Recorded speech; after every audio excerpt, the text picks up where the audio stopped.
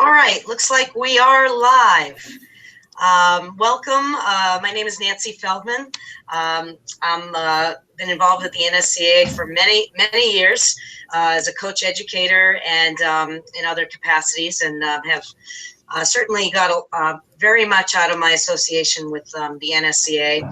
I'm here today to host and to lead the live chat where we have some special guests, some young female coaches that are going to talk a little bit about their experiences as a female coach, as a young female coach, some of the challenges they faced, and I hope you'll spend the next 35 or 40 minutes with us and learn a little bit about these three young women who've had great success in their careers so far, and I think we'll have some good tips for you. As well, we welcome questions that can be tweeted at hashtag NSCAA, and if you send them on in, then Emily Birds at the NSCA will hold on to those, and at the end of some of our prepared questions, she will she'll actually come on and ask our guests to comment on some of your questions. So without further ado, let's get started. I'd like to introduce our guests today. First, down in the South, although nothing feels like the South here in the US of A, Lizzy Shaughnessy, would you please introduce yourself to our NSCA audience? Hi, my name is Lizzy Shaughnessy. I coach in Atlanta, Georgia. I grew up playing soccer here, played soccer at Mercer University, and then I coached at NASA Top Hat, so I've coached in the club game for about the last 5 years. I'm also a high school math teacher, so I have coached the high school level for the past 4 years. So primarily coming from a club and high school background of coaching. Great. Thanks, Lizzy. And down there in the great state of Texas, Courtney, introduce yourself. Yes. Hi, I'm Courtney Sirmans. I'm originally from Dayton, Ohio, where I played at the University of Dayton, and I currently am the assistant coach at Rice University in Houston, Texas. I'm also part of the NSCA associate staff and was also a former 30 under 30 member, but now I'm too old, so I can't be in it. Very good. Thanks, Courtney. Thanks for being here. And last but not least, Casey Brown over at Holy Cross. How you doing? Casey Brown here. As Nancy mentioned, current head coach in Worcester, Massachusetts at Holy Cross. Just starting my second year here. I was fortunate enough I played at Boston University for our moderator here, Nancy Feldman. Got to work alongside of her as well. Had some great involvement through the years with the NSCA. I've been fortunate to be a 30 under 30 member. I guess I should point out that I still could fit that category age-wise, Courtney. But no, I really appreciate the opportunity to be here and excited for the panel. Great. Well, we have a good cross-section, a couple of collegiate coaches currently, Lizzy representing the club in high school. It really doesn't matter what level you're coaching. I think we'll probably come out of this conversation, just some of the challenges of having, gaining experience as you go along. And I think that's a little bit about what we're going to talk about, is the experiences that you gain as you go along. And so the first question that we'll ask our guests here, Lizzy, why don't you kick us off? What are some of the successes that you've realized early in your career, and what do you attribute those successes to? I think one thing that I've kind of got thrown into, and I'm really grateful that I did, was that when I started coaching club, the directors of the club put me basically working underneath another female coach who was well established and is a very good coach, who's actually one of my coaches growing up. But I think just having her as like a mentor, that I could just have open access to her practice and games, that I could just show up to anything and she would give me advice. She would ask my opinion for things. And I think that really helped me build my confidence as well as a coach. Having been around, at that point I was coaching U12, but she was also coaching older club teams. So to see both of those and to be in an environment around older club teams that when there wasn't pressure on me, was great, because I could just kind of take everything in and see how she handled the girls, see how she interacted with them, how she handled practice, just everything about that. And also I really didn't know much about the NSCAA or coaching licenses. And she was the one who told me, like, you need to go take your national, take your advanced national, take your premier, start taking those courses early. And I started doing that pretty early on in my coaching career. And I think that went a long way in building my confidence as a coach and just getting me exposed to different people and different environments. So that's certainly one thing, that having a mentor like that was something that I didn't realize would be so valuable, but has been extremely valuable for me. Great, Lizzy. So having a mentor and doing some watching and observing while Definitely. you're also leading a team or have a responsibility, but that, and you mentioned the NSCA courses where you got experience and some education, but some real experience in those environments. Absolutely, and that I didn't mention in my introduction, but I think all three of us were in the same 30 under 30 class. Maybe Casey was before Courtney and I, but through that I was able to make connections and find out about 30 under 30. So that was a great way to kind of springboard me to be involved with that and just meet other people in the college game and just in different arenas and different area of coaching. Great. Thanks so much, Lizzy. Courtney, same question. And I think this is an important one to start on because we sometimes, I think, don't recognize that we've had some successes. We're also hard on ourselves or what we aren't doing well, or right? Am I speaking to everybody nodding in agreement? We're very self-critical, and that's one of the things that can get in our way. I think it can make it really hard because we're so self-critical, and it's hard to stay confident and positive with your own in what you're doing. So I think this is actually a really good first question: is what are some of the successes you've had, Courtney, and what do you attribute it to? And I think we all need to be, while we're not boastful, we're all humble folks, that we are able to communicate what we do well and maybe recognize how we were able to put ourselves in those positions.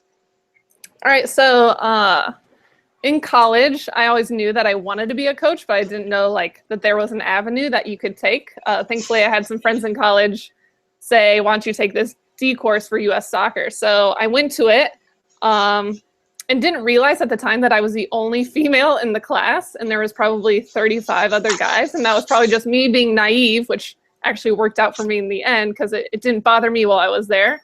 But I think now when I do courses or when I help instruct courses, counting the female candidates is one of the first things I do. And it just brings me back to that first course that I did and how much I learned, because I learned so much of that course of even if you're a good player, doesn't equate to you being a great coach. And I didn't know all the background stuff that goes behind coaching besides just showing up for training. And then taking that course, I realized not only can I do this, I'm pretty good at it too. So it just gave me that confidence to continue to go after it even at such a young age. So.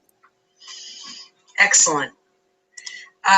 You bring up something it's interesting is you certainly recognize if when you're in an environment, and in the soccer environment, it tends to be a bit more male dominated gender wise, but you sort of recognize that when there's other women in the room, and it maybe makes you feel supported. But talk just a little bit about getting to the point where you're not intimidated about being in an environment that tends to be more percentage of males than females. I think it's all about just being comfortable with yourself and who you are. And you know that you are in that point in your life because you've done the right things. And it's not just because you're a female. And obviously having the support of mentors like yourself, Nancy, or even a huge mentor of mine is Ian Barker, and having people who truly believe in you definitely helps you not realize that you're a small percentage when you're out at the recruiting field. Yeah, excellent. All right, Casey, your turn. What do you have to share for us? Yeah, I would say, thinking of some successes, to me, the success has been opportunities, and a lot of that has been job opportunities. So when I look at success, I look at it's been opportunity. And I think, just thinking about my progression as a young coach, I think it first starts with your mentality. I think it goes understated, but you have to be willing to really work hard at your craft. And I think sometimes people are eager and excited about things and want to know things and this, but you really have to work hard at your craft. And I think from the get-go, I was willing to do that, and that allowed me opportunities in coaching in the college game.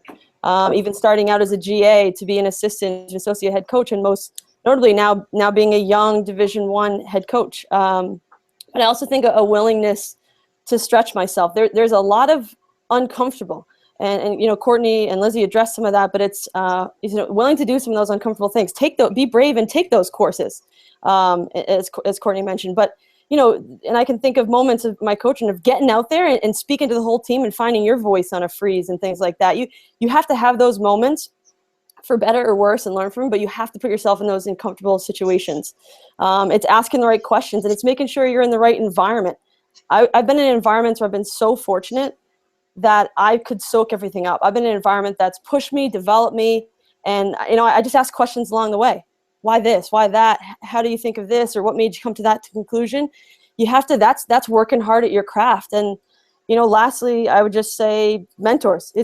You mentioned environment, but that's being with the right people and people that want to help grow you as a professional, as a person. And I've been so fortunate along the way to have that. I wouldn't be in the position I am as a young female head coach at this level if I didn't have that along the way. And I'm so fortunate for that. And obviously Nancy, one of them, and Tracy Bartholomew and different Jess Clinton along the way.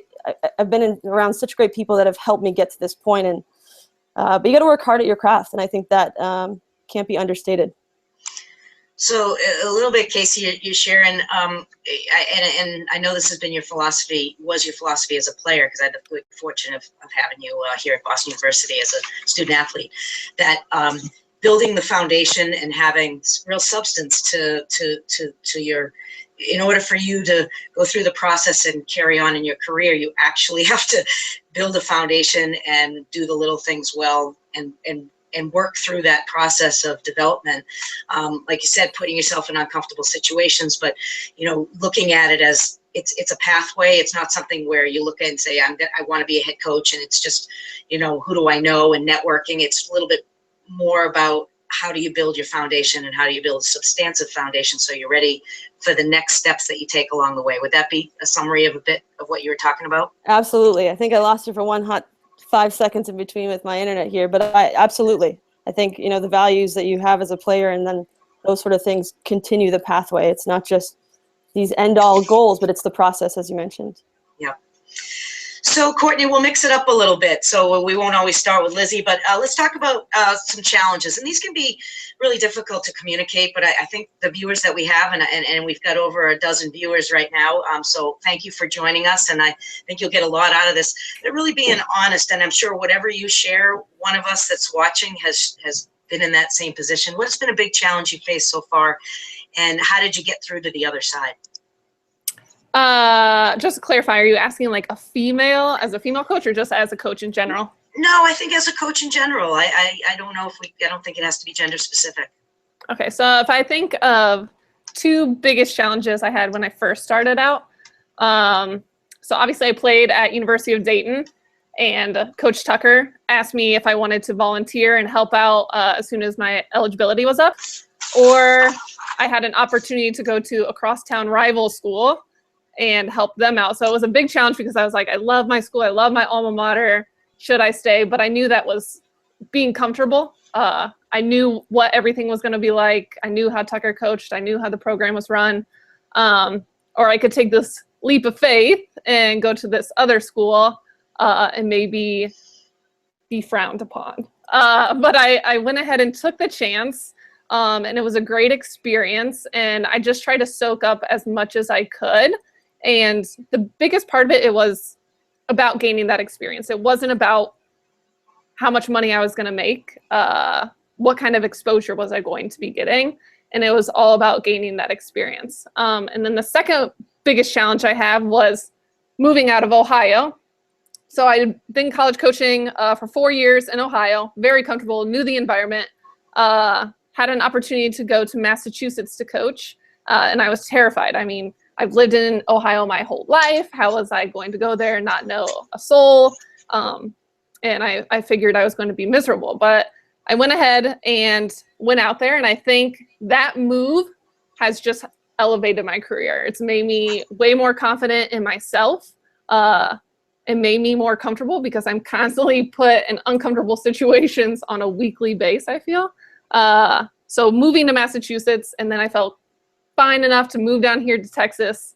And I felt like those challenges became my biggest success.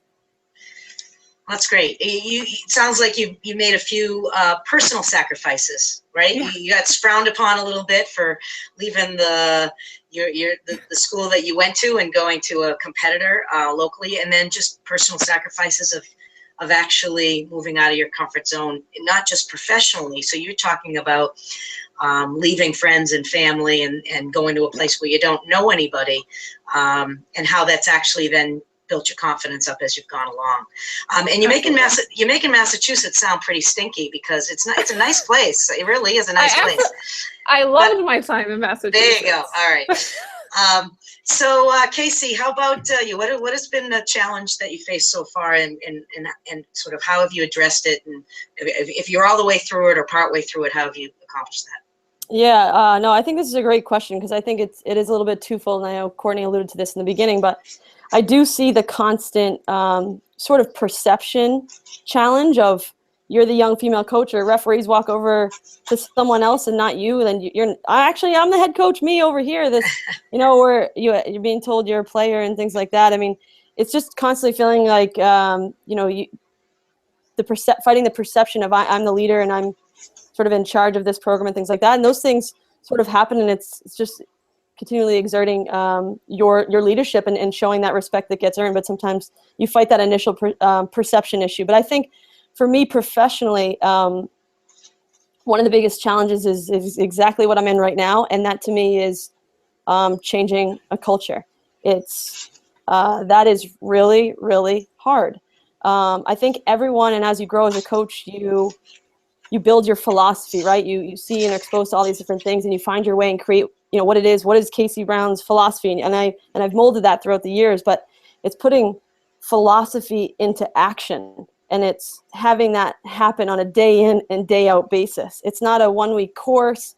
It's not, you can turn it on and turn it off. It's all the time you're on, and being a leader of a program and trying to really make something happen and change it is hard work. And I think I've just realized firsthand how hard it is to change a culture, but I enjoy that process. This is part of why we do what we do, is you enjoy that journey and that process. But I think just realize that has been hard. Besides, what system do I play? What's the scouting report going to look to? It's the actual culture stuff, the everyday stuff. And yeah, I'd say putting philosophy into action on a very consistent basis, when it's good, when it's bad, when it's a snow day, when it's not, it's that for me. Yeah, it's a little bit harder than you thought it was going to be. Definitely. Yeah. Yeah. And so, does it make you question on a daily basis? Do you find yourself questioning, am I holding the standard high enough? Am I holding it too high? Do I need to be more patient? Do I need to be less patient? Do I have the right people on the bus? If I don't, how do I convince them? I mean, are these some of the daily questions that you feel that you have? Would that be a summary of some of the questions you have, David? That would be a summary. I think I think more. I think I reflect more than I ever have. And that's a really healthy thing. And I don't say this from any kind of negative perspective. We mentioned it's a challenge. It's not a negative. It's an opportunity. And to me, it's been reflecting and thinking and toiling over things, but it's really stretched me to do that. But yeah, you think a lot more. You sleep a lot less. Yeah, you do. It's all good. It's all good. It is all good. And Lizzy, what do you have to share with us with regard to challenges that you faced so far? So for me, certainly one of the biggest ones is just managing everything, balancing everything going on, being a high school math teacher, and then also coaching soccer and, teaching all day, and then preparing for practice, and then having practice, 2 practices at night is a lot. So just balancing all of that, in addition to trying to have some sense of a personal life of having friends and having family and actually seeing them. So that's been a big struggle, I think, the past 5 years that I've just, kind of had to suck up and do to, get through what I need to get through, and to make myself better as a coach, and to put in the time that I need to prepare for training, or, whatever it may be. So I think certainly the balancing the time of everything, not coaching full time, and teaching and coaching makes it a lot of things to do, a lot of, traveling on weekends and then having to grade papers for Monday at school makes for a long weekend sometimes. So certainly that. And then I think Casey touched on it too, of just the immediate perception of being a young female, and realizing that I have to make sure I wear a polo so that the referees don't think I'm a player and that they realize I'm the coach. And, just accepting that that's part of what happens, and it's not necessarily a bad thing. It's just part of it, and just not letting that get you flustered or, thrown off as to why people don't, realize you're the coach or whatever. So I think definitely managing everything time-wise, and then the perception of being a young female coach who's, 27 and coaching 18, 19-year-olds, not that much older than them. So that can be a challenge as well. So do you mind my asking, Lizzy, just as a follow-up, balancing, what do you do intentionally that you've learned to do intentionally that has helped you get the balance right? If you say, at least hopefully you're getting closer to getting the balance right, but you have to be intentional about it, because if you're a good young coach, whether you're male or female, but it seems to happen a little bit more for the women, because everyone's looking for young female coaches that they can grab a hold of, because everyone wants their female players to have female role models, and you seem to get tapped into a lot. So it's hard to say no. It's hard to say no. People want you to a lot from help. you, yeah. Yeah. So how have you managed to balance things? How have you intentionally done that? I think I'm very much like a scheduling type person. So if I put something on the schedule, that's when it's going to happen. So I try and, know I have practice these days, and then the other nights of the week, I make plans with friends to make sure that I do that, or, just making time to sleep in on the weekend and just not doing anything. If there's a weekend when I'm in town and I'm not away at a club game, then making sure that I'm resting during that time, and, spending time with my family, spending time with friends. So just knowing, when I have free time, I need to make the most of it while still being restful. So it kind of depends on the season. If it's the fall or the spring or even the summer, not having to teach during the summer is great, because that does give me a lot of time to travel or hang out with my family. So that using that summer and breaks I have from school are definitely key to recharge before things get crazy again. And not feeling guilty about it, right? Yes, exactly. Yes, yeah, that's right. Just in saying no to things, of knowing I just need to sleep in, or I need to just relax, and not putting too much pressure on myself to do everything. I know I have a tendency to do that. So that's certainly part of it as well. Very good. Casey, we talked a little bit about the coaching courses, and that's a resource that sounds like all of you have used, the NSCA coaching courses. But what other support and resources have you used to try to help you along the way? Some of you have talked about mentors, but is there anything else that you've used as resources and support in order for you to feel like, you can carry on and continue to grow and develop, and feel like when you have these challenges that you have people to lean on? Yeah, absolutely. I think the first thing is your own, in terms of being, self-support, is your own kind of having a growth mindset and feeling like you want to constantly learn. And I think a big piece of what I mentioned before that I've started to develop better has been reflection. So that's a way I've learned, is doing something, whether it's a training session or a way I've presented something to the team, and reflecting on how or if it was successful, or what can I do to improve. And I think that's a huge tool that sometimes not often we do enough of.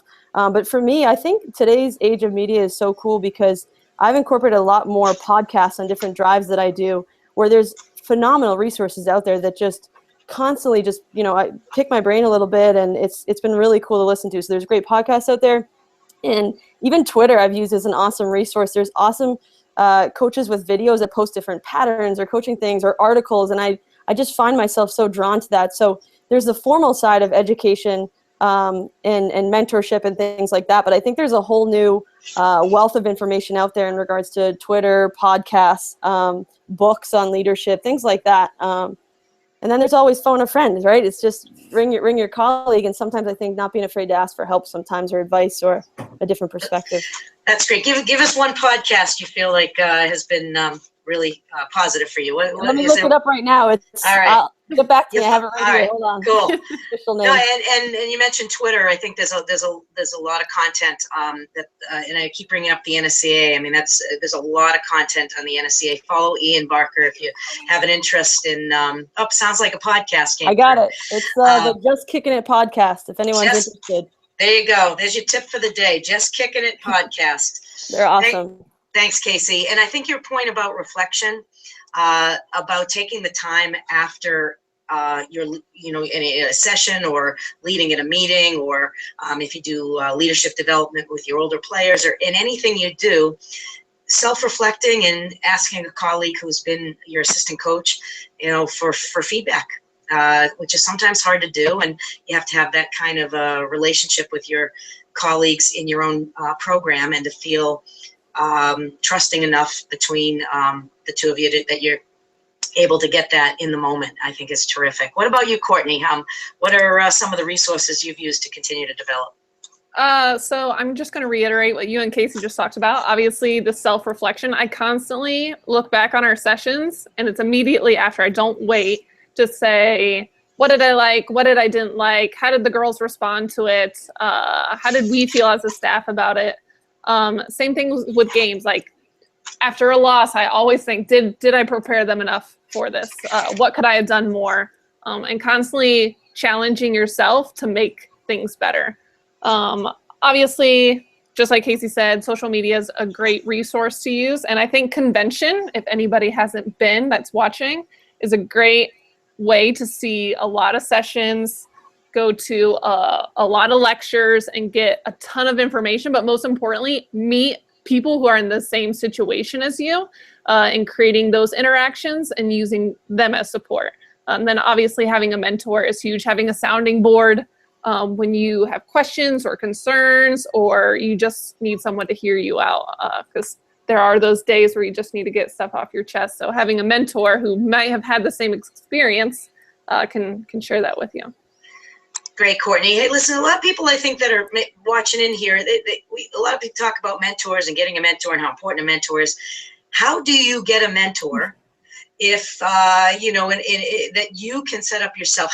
How have you gone about doing that, Courtney? Because I know that you've been active in this way, but what would be some suggestions for you if someone's sitting out there and doesn't really have someone they've connected with? What would be some suggestions you have for them?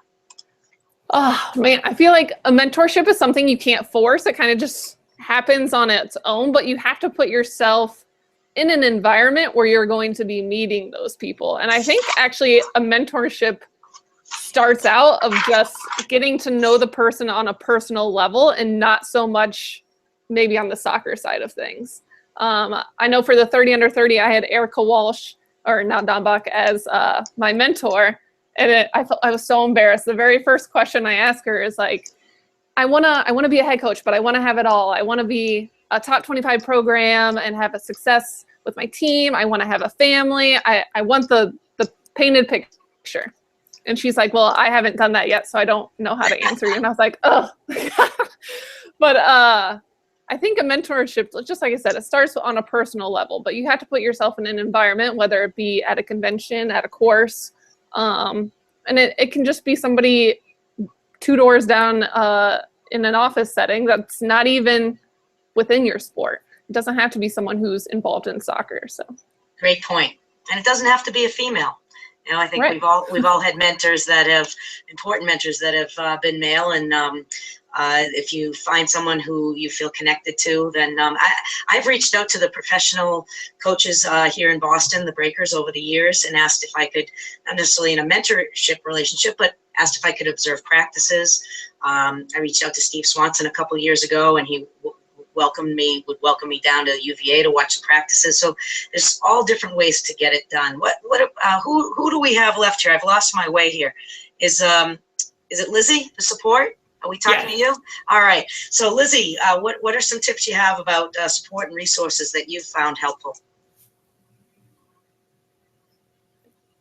Are you there? Can you hear me? I can. Okay, sorry. I know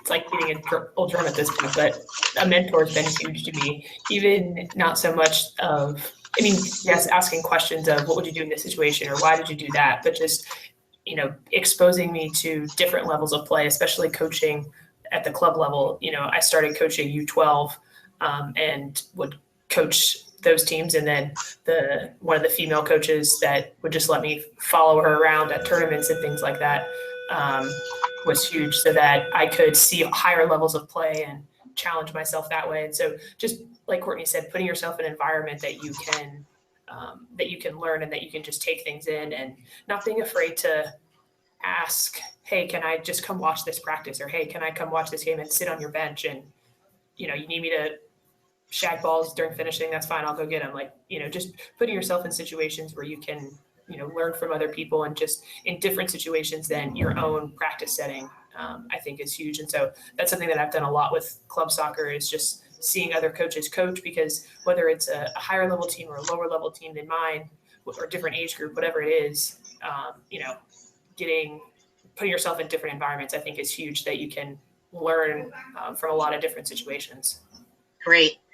Terrific. Well, listen, we're picking up viewers in bundles here. So you guys, the word is out on Twitter that this has been a very interesting chat, and you have a lot to offer. We're going to ask one last question, and then we'll open it up and see if Emily has gotten anything from all your fans.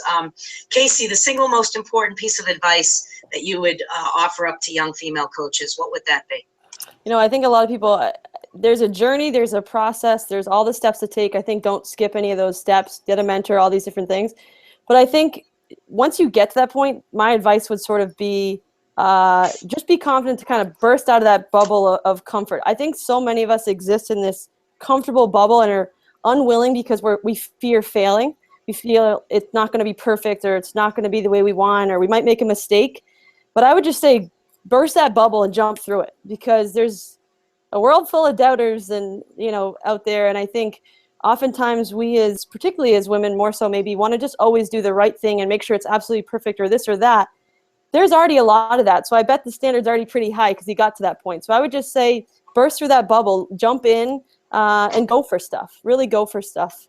Don't just be in the comfortable world of yourself sometimes. Great advice, Casey. How about you, Lizzy? What would you say? And I don't know if yours is maybe a little different, being a high school in a club environment, but what would you offer up? I think, and I know I've touched on it a lot, but having a mentor, I think, is huge. But then also just, not being afraid, kind of like Casey said, to be uncomfortable and kind of put yourself in uncomfortable situations where you might feel like you don't always have the answer, but that's how you're going to grow as a coach and as a person, is by making yourself uncomfortable and challenging yourself. And if you just stayed at a comfortable level, that's not going to get you, any better. And seeing those difficult situations as an opportunity to get better, that even though, that game might have not gone how we wanted, or, whatever situation didn't go how you expected, that's still an opportunity to grow as a coach. So just always looking for ways to grow and not being afraid to challenge yourself, and don't be afraid to fail, because you're not going to win every game you play. That's just a fact of life. So, being able to challenge yourself and not being afraid of failure, I think, is huge. Excellent. Courtney, the same or something different? It's kind of the same. Like, just don't say no to any opportunities. There have been a number of times where I have most definitely wanted to say no because I don't think I'm good at speaking in public, or I feel like it'll be too overwhelming to do too much. So I'll make a million excuses about, I'm just going to be too nervous, or I don't have enough time. I have all this work to do on my own at Rice. And I'll make those excuses, but I always say yes, because I know the end picture is it's going to make me better. All the uncomfortableness that I've been through, it's going to make me a better person and a better coach. So my advice is just don't say no. Say yes to everything, especially when you're young, because you'll be able to get it all in. Wow, those three powerful statements from you. I mean, I'm fired up. Like, I'm ready to go down to the athletic director's office and tell him I'm ready to do his job. I'm ready to take on the next challenge. No, but seriously, I think that overall, I think you've said, it's made it clear that three of you believe it's a process, that you need to find and use resources and get the support you need, both from mentors and from courses and from any area you can get support and resources. And that there has to be a go for it attitude. We want our players to be uncomfortable. We think that we want them to be on the edge and to not fear failure. And I think we have to take our own advice. The one last thing I'll add, and Emily Birds, I don't know if you have anything coming in from people that are watching, but if you do, be on the ready.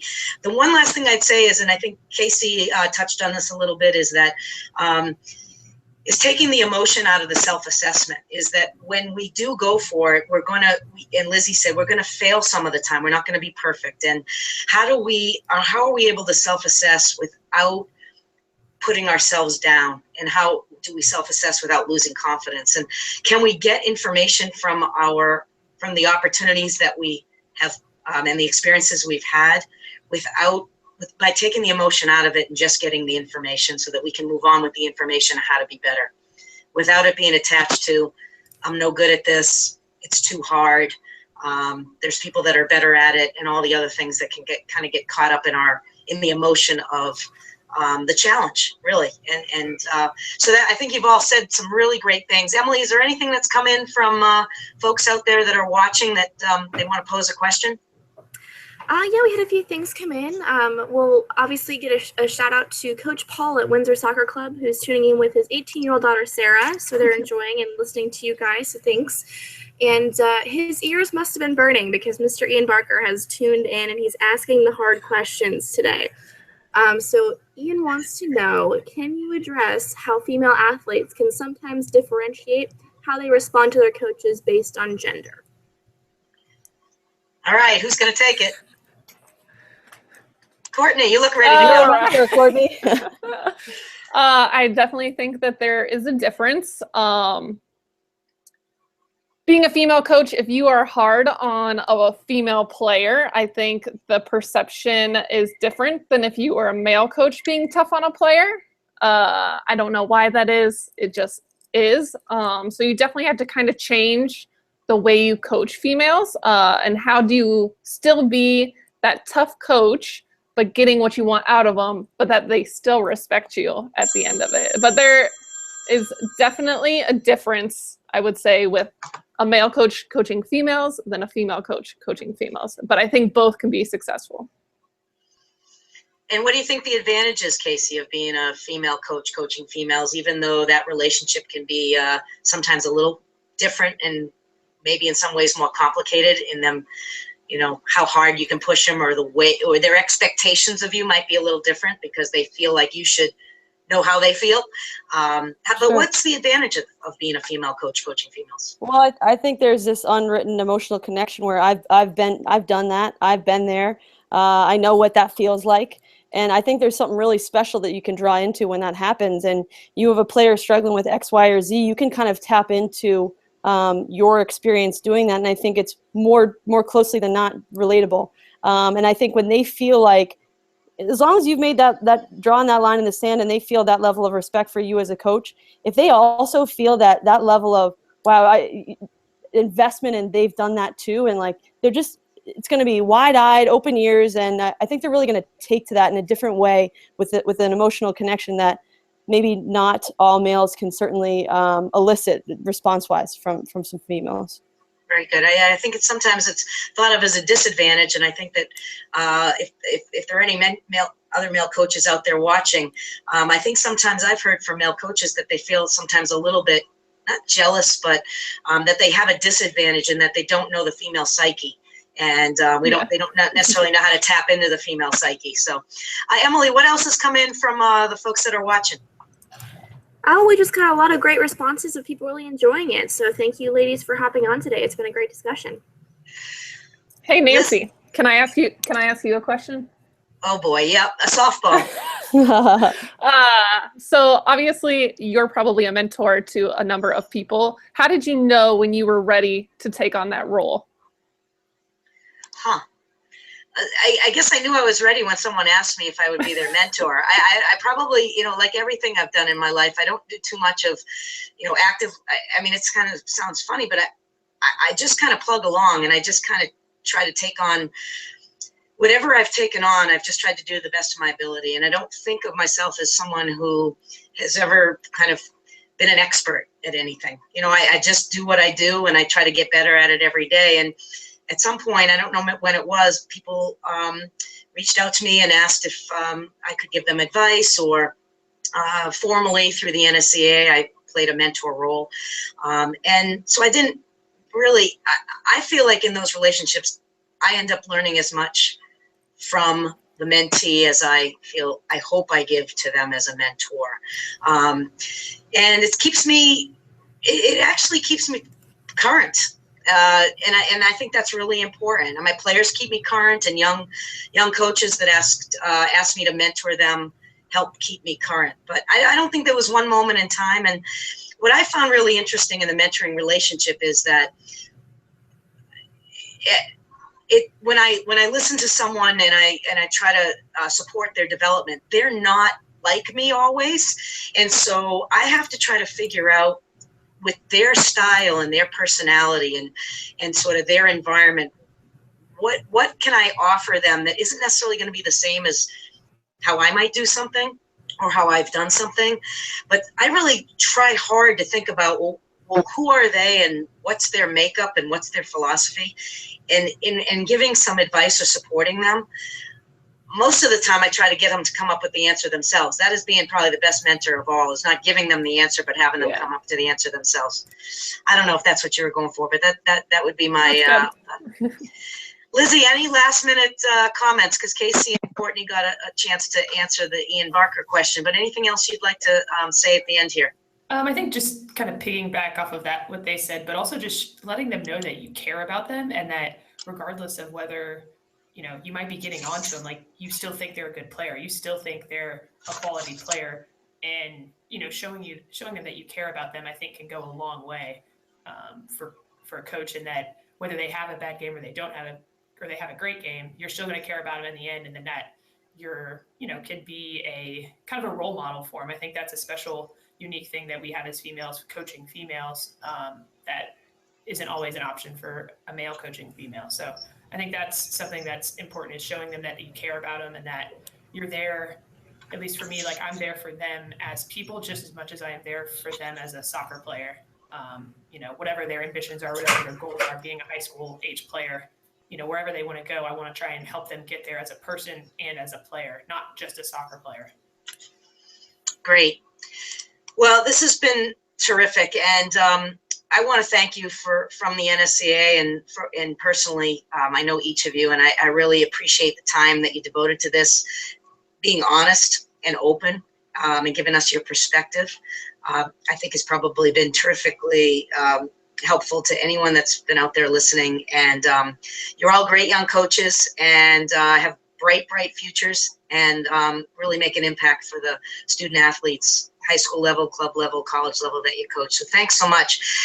Just a little plug for these NSCA live chats that Women Coach Educators is sort of what we've called these. And it's not just for women coach educators, it's really just women coaching in the game. But the next one we have scheduled is for Wednesday, April 19th. And that is, the topic is, where are all the female coaches? And I think people are going to find that very, very interesting, because this has been a topic for a very long time, as long as I've been in coaching, is that how do we keep women coaching in the game, and where do they go if they leave, and why do they leave, and how do we keep them? So if you're interested in that topic, I know a lot of club coaches or club director of coaches are thinking a lot about this. Athletic directors are thinking a lot about this, because good women coaches are hard to find, and we need to support and hopefully this helps today. But that's going to be the topic for excuse me, April 19th. We'll hope you tune in. Thanks so much for being with us, and thank you to the NSCA for supporting these live chats. Thank you. Thanks, everybody.